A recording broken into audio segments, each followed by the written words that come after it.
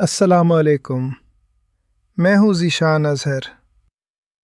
हम एक ऐसे माशरे में जी रहे हैं जहाँ बेटी की पैदाइश पर खुशी से ज़्यादा उसके जहेज़ की फ़िक्र सताने लगती है। वो बाप जो अपनी पूरी ज़िंदगी की जमा पूंजी एक दिन की नुमाइश में लिटा देता है, और वो सफ़ेद पोश घराने जो सिर्फ़ इसलिए अपनी बेटियों के निकाह में ताख़ीर कर देते हैं क्योंकि उनके पास सामान पूरा नहीं होता। आज हम बात करेंगे जहेज़ की लानत पर।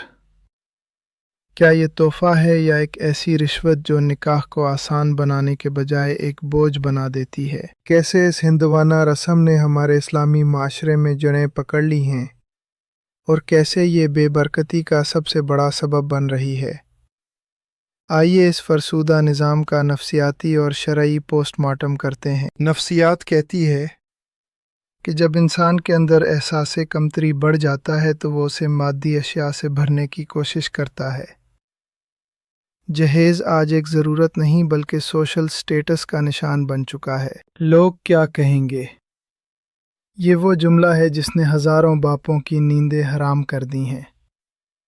हम अपनी बेटियों को रुखसत नहीं करते बल्कि हम उनके साथ सामान की एक लिस्ट भेजते हैं ताकि ससुराल वालों की ज़बान बंद रहे। ये नुमाइश की नफ्सियात दरअसल एक जहनी बीमारी है जहां हम इंसान की कदर उसके किरदार से नहीं बल्कि उसके साथ आने वाले फर्नीचर और बरकी आलात से लगाते हैं।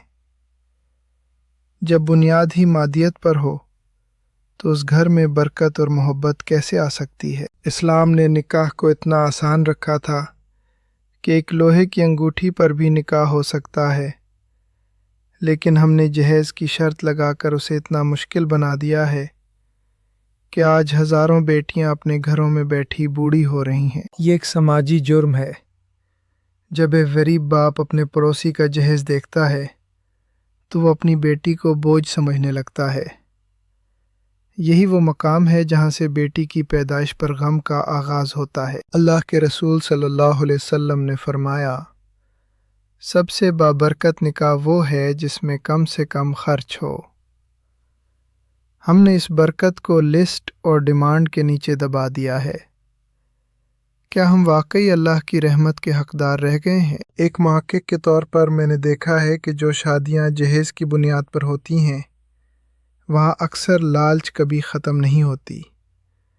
अगर सामान थोड़ा कम हो तो बेटी को ताने दिए जाते हैं।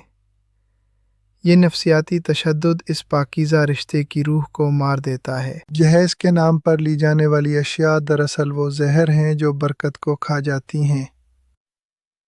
जब एक बाप कर्ज लेकर या अपनी ज़मीन बेचकर जहेज़ देता है तो इस सामान से उठने वाली आह उस घर के सुकून को बर्बाद कर देती है।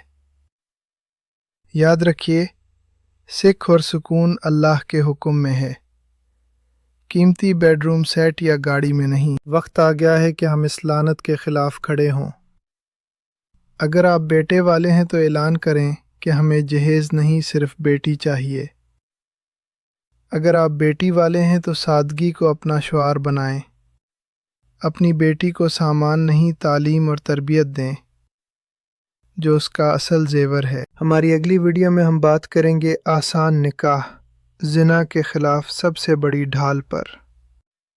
आपके ख़्याल में जहेज़ की रस्म को ख़त्म करने के लिए पहला कदम किसे उठाना चाहिए? कमेंट्स में अपनी राय दें। मैं हूँ ज़ीशान अज़हर। अल्लाह हाफ़िज़।